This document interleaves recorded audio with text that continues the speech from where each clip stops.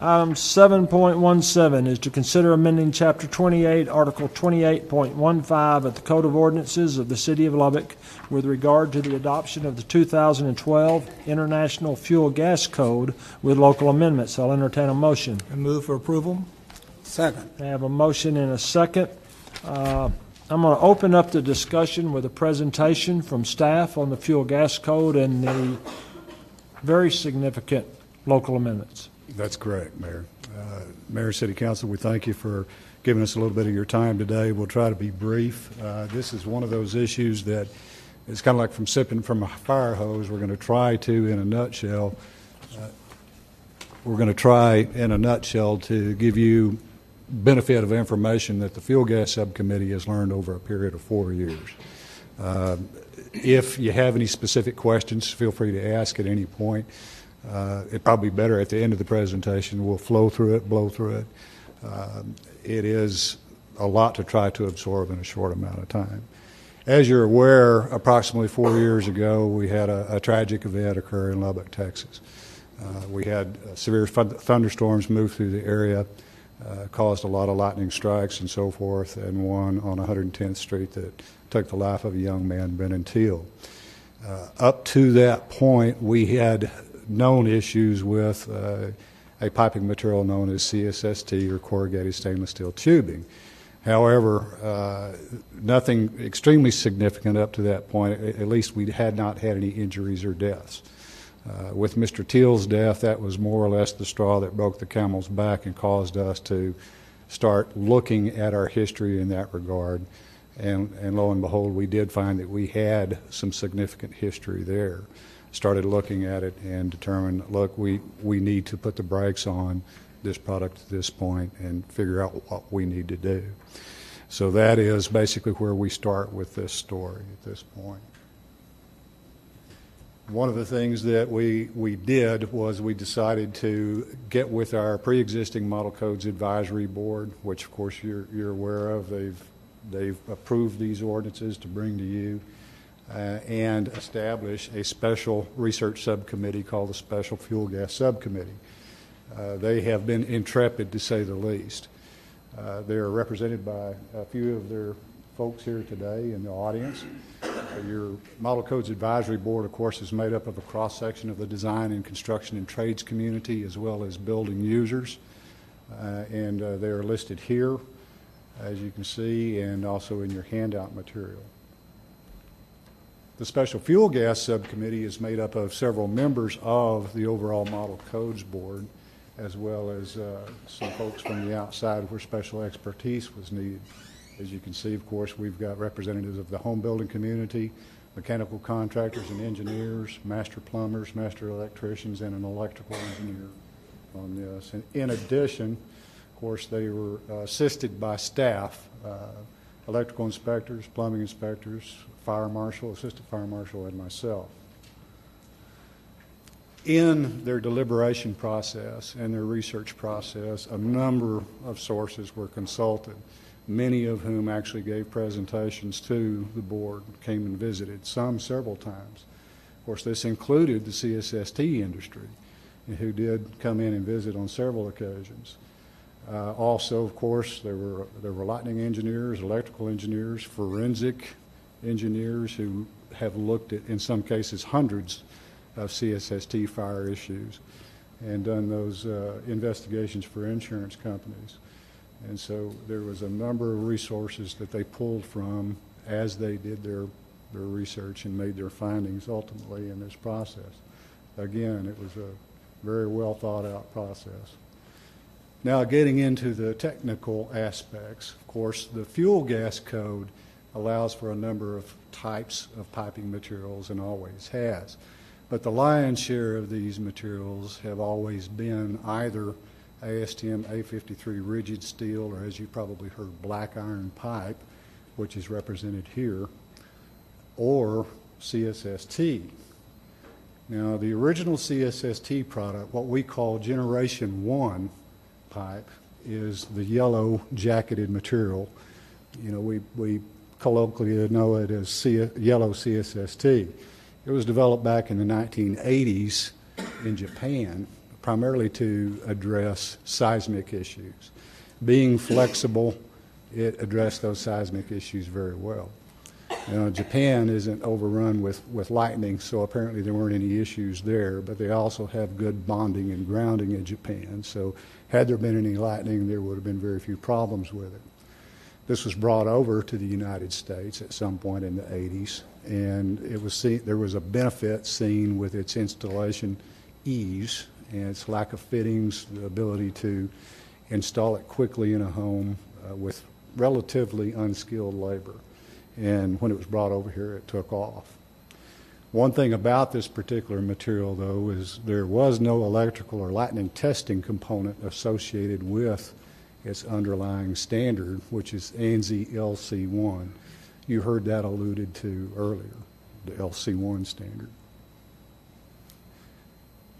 Now, CSST, and some of you may have it in your home or may have seen it installed, is used either as a whole house system, which is most common, or it can be used as part of a hybrid system. As you can see in the lower right-hand corner there, it's tied to black iron pipe and branches out to the individual appliances. This is a more closer up view of a typical manifold installation in the attic. Typically you have a main line under high pressure coming from the gas service outside to a regulator in the attic. It's valved off at that point. And then you have a manifold where the individual branches run out to the individual appliances in the home. The result is you have a large amount of linear feet of pipe in the home compared to a traditional black iron pipe situation, but you have a much smaller number of fittings associated with it. So it's kind of a trade-off there. In 2006-2007 timeframe, after hundreds of millions of feet of CSST had been installed in the nation, you got a critical mass enough of that material in enough homes where certain problems started to arise with regard to the number of claims associated with lightning. And in one particular lawsuit, the Loveless et al. Class action lawsuit out of Clark County, Arkansas, that got particular nationwide attention, the attention of code officials primarily, because it resulted in a no-fault settlement that initiated bonding requirements. That information got out to all the code officials basically, and because it went into the design and installation guides for the CSST material. Then everyone started including direct bonding requirements in all their installation instructions, and we had to start enforcing that. Here's an example of direct bonding. You can see that with a bonding clamp and a number 6 bare copper wire that's taken directly to the electrical service ground rod, this was deemed to pretty much be the solution to lightning strikes on CSST. In other words, it would reduce the potential for damage. Now, they were careful to state that this would protect you against indirect lightning strikes, not direct lightning strikes, which means basically that lightning that does not hit the home but transfers electricity by indirect means into the home. The other thing that came out of these incidences that was very good was research and development into lightning-resistant CSST products, the conductive jacket products. The yellow CSST had what's called a dielectric jacket. The yellow jacket did not conduct electricity. The black jacketed products have conductive jackets on them, some more conductive than others, but this was supposed to be and is arc resistant to a degree. In order to facilitate the lightning testing that was necessary to determine some type of standard, 2 particular bench standards were created for testing these. The first was ICC LC 1024, and you'll see an LC 1024, a typical LC 1024 product on your right here. And then later on, another product standard came out called LC 1027. They are very different with regard to the requirements that are in that particular standard. Here are essentially the differences here. On the left is the LC 1024 listing criteria. On the right is the LC 1027. 1024 essentially is a standard for a single layer jacket. Does not specify a lightning waveform for testing. It allows a particular laboratory to specify the waveform. It does state in there that is for a simulated transient arc inside a building from an indirect strike. It has a 4.5 Coulomb pass threshold, which is approximately the 12th percentile of negative lightning flashes. Now, a Coulomb, you'll hear that term over and over here, is the energy that is equivalent to 1 amp of energy transfer in 1 second. The 1027 standard is for a multi-layer jacket product. The lightning waveform is taken from another industry standard known as SAE ARP 5412B. It is for what's called direct effects testing, and it has a 36 Coulomb pass threshold, which is the 50th percentile of known lightning flashes. So to reiterate, we have the first generation yellow CSST with a dielectric jacket, and we have 2 different standards for the arc resistant or black CSST. The ordinance that's being presented to you today would, in fact, prohibit future installations of the yellow, because it has been deemed to perform poorly under lightning conditions at less than 1 Coulomb. So we're talking about what to do with the black or arc-resistant jackets. What happened at 3905 110th Street that concerned us so much to proceed with all of this was that it was determined that the direct bonding that was supposed to protect the yellow CSST was done correctly as per manufacturer's installation instructions. Everything that we could determine that was supposed to be done correctly was done correctly, yet we still wound up with 2 holes in the CSST. That prompted us to start looking at what the history with CSST or lightning-induced CSST damage was. We had several incidents before that one when we started looking back at the the fire incident reports. Am I saying that correctly? So if we look at the one that occurred August 24th, 2012, you can see that we had 4 incidents prior to that. And Mr. O'Neill, could I get you to step forward just a little bit? You speak so softly, I'm struggling up here. Well, and I'm away from the mic, Thank too. you. Seems like I have to get back there to see well with these glasses. So we had 4 incidents prior to the Rushing and Teel fire, and then we had, looks like 5 after that, since then. So this is a pattern, that we were concerned with. So that's when, this is a timeline of events from that point forward. And, you do have this in your backup material, so I won't necessarily bore you with all this right here. But you can see where that picked up, and we issued a moratorium on the first generation CSST the very next month. Basically put everything on hold so that we could start reviewing what's going on. We went to the various evidentiary viewings. We witnessed third-party testing of various CSST materials at that point.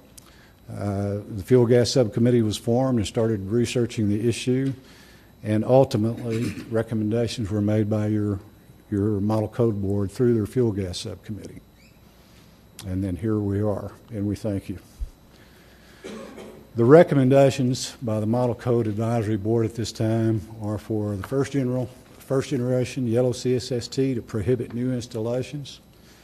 Existing installations may remain and may be repaired, but may not be expanded or replaced except with currently approved materials. Existing installations must be direct bonded to the electrical system ground, just as we pointed out. Now, even though we know that it didn't perform as well as it was supposed to, it does help. We can't quantify that and tell you how much, but we do know it helps. Now, how do we accomplish getting that done on the legacy installations? The only way that we will be able to get it done is like we do everything else that is existing non-conforming, and that is that whenever there is work done on an existing system that requires a permit, they will have to hire an electrician and get that ground wire put on and tie it to their existing ground rod. If the gas service is cut off for any reason other than non-payment, then they'll have to have that ground wire put on and bonded as well. You know, we didn't want to do it for a non-payment issue because normally that means that, you know, the person is, you know, having financial difficulties already anyway. So anyway, that was the recommendation of the board, and we concur. As far as the second generation black conductive jacket CSST, the recommendation is that we only allow new installations of LC 1027 compliant CSST where the manufacturer can show proof through test reports that they also meet at least an 85 coulomb electrical charge without failure. That is in excess of the LC 1027 standard, which requires 36 coulombs without failure. So we're elevating that up to 85 coulombs. The significance of that is at 36 coulombs, that's the 50th percentile of negative cloud to ground lightning strikes. The 85 coulomb level is the 95th percentile. So we want it raised to that particular standard. Now, in lieu of them having to, any manufacturer who would wish to install CSST, in lieu of them having to have their product listed per that standard, they can provide test reports to us for their product that shows they meet that standard, you know, if they provide testing that's equivalent to the LC 1027. That's something that's done all the time under our alternate materials and methods section of the code. If we do not agree with that, they have the option to go to the Building Board of Appeals and submit their case. That mechanism exists.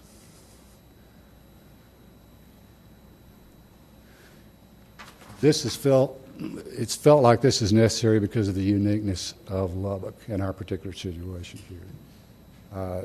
The topography of Lubbock obviously is flat, and we do not have trees, we don't have utility poles and things of that nature. I was looking to see if the chamber was still here. They're going to be upset to hear you say that. That it's flat?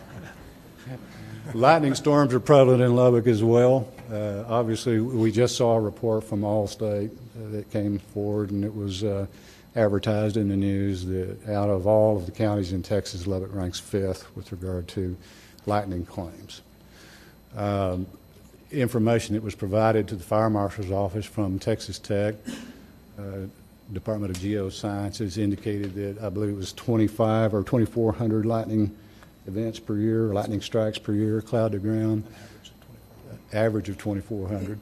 When that was last year's data, but whenever that was math was done on that, it was equated to 19.5 strikes per square mile per year. With our flat topography and the very few trees that we have, and the fact that our infrastructure is changing, we're putting utilities and related poles and things of that nature underground. That leaves the lightning attractants, the appendages and the chimney caps and the gas vents and so forth as the primary lightning attractants on the home. Other factors. In our homes today, we have fewer metallic systems in the home. You know, we've opted for plastic in lieu of metallic water lines. We've gone from cast iron soil pipe to PVC soil pipe in our homes. We've gone from metallic ductwork to plastic ductwork. What this does is if a home is struck, you know, we've got fewer materials for that lightning energy to travel down, and that stresses the remaining metallic materials more than it ever did, such as gas piping and electrical wiring. Lubbock doesn't experience earthquakes or any seismic activity. We're in seismic zone 0, at least for now. We don't experience significant problems with expansive or shifting soils. We do have some pockets around the Playa Lakes, but for the most part we have non-expansive soil. And we don't have issues with humidity or corrosive atmospheres here. These are all points that are big pluses for the use of CSST. You know, if you have an area where you have these issues and you do not have significant lightning issues, then CSST might be the preferred material. You know, so regionally, it's felt that CSST is not a great deal for us compared to other things. We mentioned cloud-to-ground lightning flashes and where we got some of these figures from earlier. The table I just skipped over was, you know, a lot of technical data from SAE ARP 5412B. That is an aerospace standard. That is a standard where that is used by the aerospace industry for design of aircraft and other vehicles like that. I can go back to it if you want to, but it's a lot of technical data there. This is a table of negative lightning flashes, the charge and flash here. And what they've done is they compiled a lot of different years to determine the average 95th and 5th percentile of lightning flashes. Okay, and this is the same whether we're talking about protecting electronic equipment, or we're protecting aircraft, or we're protecting CSST. Lightning flashes are lightning flashes. In fact, it's the standard that was used for development of the LC 1027 standard. If we graph this, if you look at the orange zone here, this is negative lightning strikes. The red zone above it is positive lightning strikes. We're not even trying to meet the requirement for positive lightning strikes, which represents only about 20% of the total. Just look at the orange. You can see that the 50th percentile is 15.8 coulombs of energy. The 95th is 98.1, and the 5th is 1.4. When we've looked at third-party testing on various CSST materials, we've seen that yellow CSST failed at a level of 0.76 coulombs. This is superimposed over a graph that shows the same data you just saw, just in a different format. The orange curve is the negative cloud-to-ground lightning. The red is the positive. 15.8 coulombs is the average in the middle there. So 15.8 is the average negative cloud-to-ground lightning strike. Half of them will be higher, half of them will be lower. Yellow failed at 0.76 coulombs. LC 1024 compliant product sample failed at 6.7 coulombs. Again, our average is 15.8. The LC 1027 compliant product failed at 94 coulombs, well above the average 15.8 coulombs, almost to the 95th percentile of 98.1 coulombs, also above the 50th percentile of positive lightning strikes at 80 coulombs. Here's black iron pipe, 288 coulombs, and it did not fail. So you can see by looking at this, the dashed line represents where the proposed ordinance wants to be, the red dashed line. When we look at going from black iron pipe, which arguably has some challenges of its own when you look at the number of fittings and things of that nature, but from a standpoint of lightning protection, we're going from the top of the green zone down to the red dashed line. But we feel like that's safe enough for what we get with the flexibility and so forth that's needed in many circumstances for remodels, for getting under slabs, and things of that nature. And this is the recommendation of the Model Code Board and its Fuel Cast Subcommittee, and staff is 100% on board with it. And that's the end of the presentation. Okay. And I'll start with a few questions, and you may have just answered one of them. Of all the members on the Model Codes Advisory Board, it looks like we've got 6, 12, 13 members. Were they unanimous in their recommendation? Yes, sir, they were. And I noticed that Mr. Reasoner and several of his board members are here. Thank you all for being here and for your work. Fire Marshal's office, the Fire Chief, and your office all in 100% agreement. Yes, sir, they are. So there's no argument between y'all and the board. It's everybody is on the same page with this recommendation. Yes. Okay. What it's asking for is LC 1027 or equivalent. Am I correct in assuming that? Yes, LC 1027 with the enhanced current component there And it or doesn't have to equivalent. have the proprietary label. It just has to be able to pass testing. Is that correct? That's correct. Okay. Is there currently a product that meets this heightened Yes. requirement? Okay.